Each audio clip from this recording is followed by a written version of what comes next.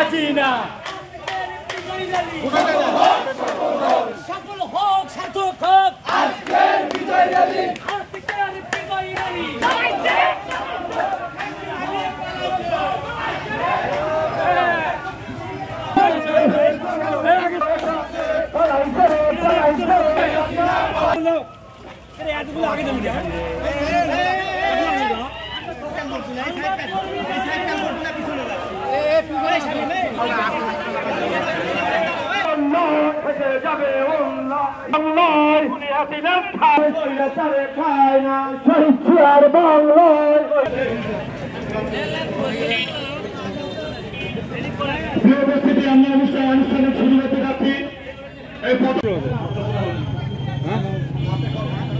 দেবো সিনিয়র যুগ্ম আহ্বায়ক জনাব পলাশ মন্ডল উপস্থিত আছেন।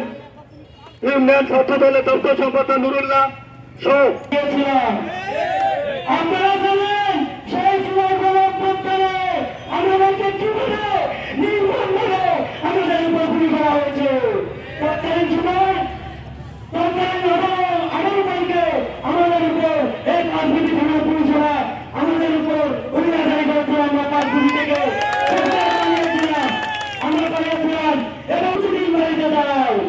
আজকে দিন সবাই আসবে